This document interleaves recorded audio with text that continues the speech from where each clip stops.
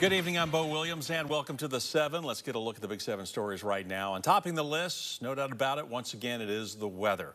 On and off rain throughout the afternoon. As a matter of fact, you can see some of that rain in this video along Middlebrook Pike in West Knoxville. The question is there more in store for tonight? Let's turn it over to Chief Meteorologist Ken Weathers to find out the rest of the evening and just see how it's looking tonight. Ken. Bo, I'd say the rest of the night's on the spotty side. We're still waiting for this boundary to get a little closer to us, but it was enough with some daytime heating to spark off some random showers and thunderstorms. But even now, the coverage is starting to decrease as that sun angle is getting lower. But some starting to develop right now into Anderson County, north of Oak Ridge. They're 80, a rain-cooled 68 in Crossville right now, but still 82 in Middlesboro and 81 in Oneida, where we haven't seen rain yet. Here's that shower north of Oak Ridge, west of Clinton. It's barely moving northward, and this rain's been kind of persistent, forming in the same area over downtown Crossville. This is the kind of thing we'll be watching through the weekend, where these heavier showers kind of develop over the same region. We could be seeing some isolated flooding in spots. 6 timelines showing between now and 9. Coverage starts to decrease a little bit, but I still think even overnight, a random shower or storm will be possible, especially further north up towards the Tennessee-Kentucky border. And then throughout the afternoon tomorrow, we'll kind of see it all develop once again. Lows tonight, mid to upper 60s, so a touch less cool than what we saw this morning with the upper 50s and low 60s, but this is closer to average for this time of year. Then through the day tomorrow, rain chances will ramp up pretty quickly through the morning into the afternoon, but it's been like it has been in the sense it's not going to be a total washout. There'll be scattered storms. I'll tell you how long this pattern is going to stick around coming up in a minute, Bo. All right, Ken, thank you. And as always, it's a good idea right now to download our free weather app. You can also update the app if it's been a while. You can get weather alerts, including flash flood and heat advisories specific to your location directly to your phone. Just scan your screen or search Knoxville weather in the App Store or Google Play. All right, now to a big update on a story that we've been following throughout the day for you. Just within the last half hour, we learned the woman at the center of a silver alert has now been found safe. Kathleen Southward had been reported missing earlier today from the Eagle Bluff community of Jamestown. The TBI sending out word just before 6:30 that Southward was found safe in Fentress County. The Bureau tonight thanking everyone for helping spread the word. A Bahamian man who we're told worked back-of-house cleaning at Dollywood was just arrested in Pigeon Forge. According to the U.S. Marshal Service, ICE and Interpol, they collaborated to track down Angelo McQueen, wanted in Nassau for sexual offenses against a minor. After entering the U.S. in March, Interpol learned that McQueen was suspected of child sex crime, so they eventually tracked him to Pigeon Forge, where he was arrested earlier this month. During the arrest, we're told 3 minors were also found at the home who were turned over to the State Department of Children's Services. We're told McQueen is now in ICE custody awaiting deportation. Now, we reached out to Dollywood and we're able to confirm that McQueen worked for a third-party cleaning company called APDC Cleaning Services and was assigned to Dollywood. After learning of his arrest, Dollywood tells us it ended its business relationship with the company, saying the company was responsible for background identity checks and employment authorization. 2 more escaped inmates who fled the Hancock County Jail Wednesday night have now been recaptured. As we've been telling you, 5 total inmates were able to escape the jail Wednesday night around 10:30, but at this time, no details are being shared about just how they got out of the facility.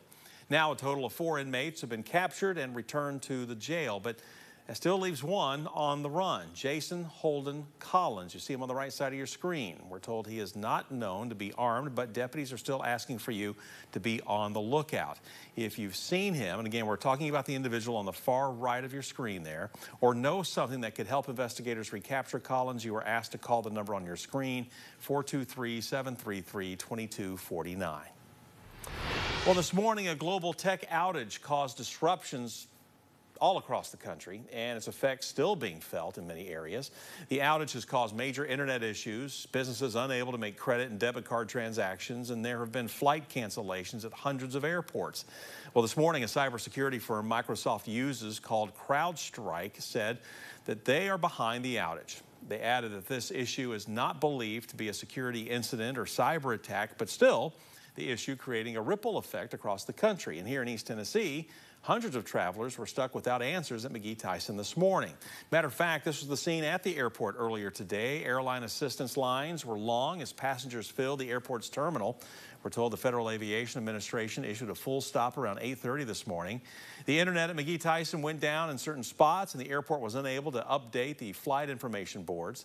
Most flights were delayed or canceled early in the day, causing many travelers to, well, change their itineraries. An airport spokesperson says, though, if you are planning to fly out today or tonight, contact your airline by phone for all the latest information.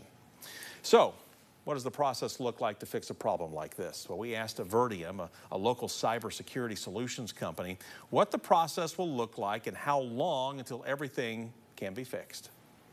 Touch each machine to take corrective actions to remove the offending file, or you have to do a restore back to a previous known good state of the operating system. So this can be very time consuming to get systems in mass back to a full operational state. Again, I think it's going to cause businesses to think about the configuration of these types of solutions, whether or not they want full automation or if they want more human element or human interaction with these types of updates.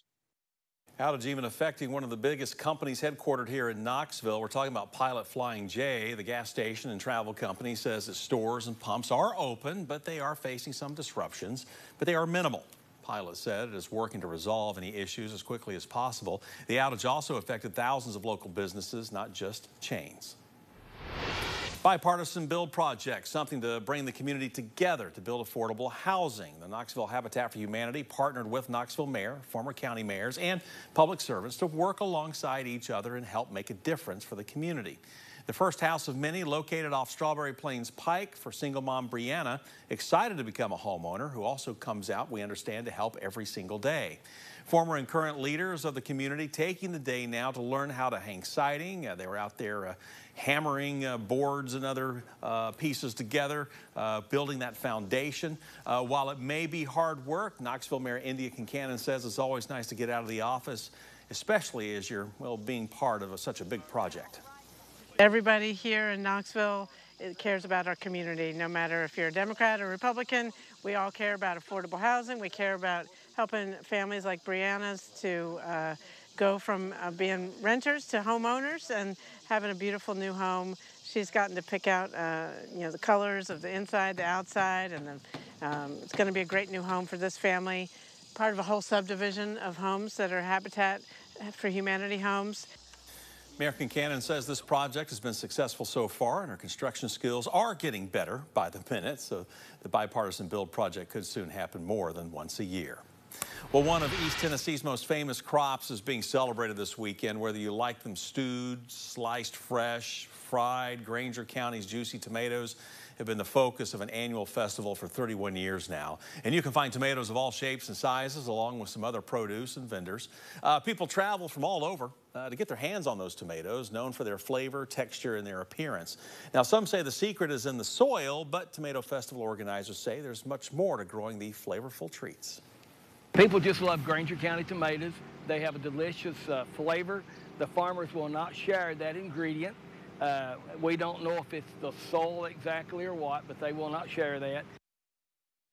Tomatoes are the #1 export for Grainger County. Farmers there bring in about $10 million a year on the produce. The festivities, by the way, wrapped up at 6 o'clock today, but they'll be back up and running all day tomorrow from 9 a.m. until 4 in the afternoon in the large field next to Rutledge Middle School.